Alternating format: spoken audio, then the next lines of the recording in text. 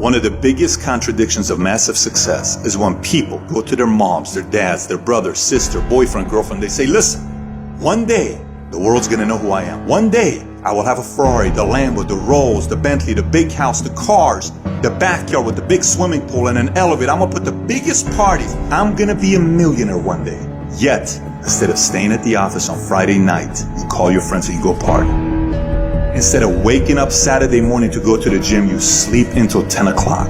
Instead of reading the book on Sundays, you kick back and watch movies all day long. The reality is very simple. Those who win big, they do 4 things right.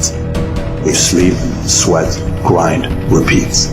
And they do it over and over and over again until their dreams become a reality.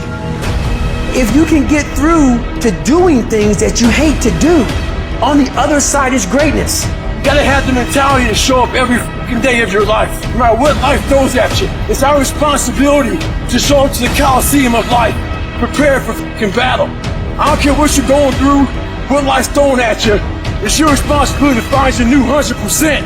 You still must grind. I fail at most things I do, but still I grind. I don't want to do half the shit I do, but still I grind. And that one day, you see me on a dark alley, run at 1 o'clock in the morning, know one thing, I was grinding. Every single day when you wake up, you got 2 options. So you can look at the clock and hit the snooze. You can look at that snooze button, boom. You can hit the snooze button and go back to bed and dream about what you want to have. Or you can look at that snooze button, kick that clock and get up and go pursue your dreams. I know you told your friend you're not okay. And tell me what's wrong and why you never said you felt that way. And guess you're trying to stay strong and fake a smile until I look away.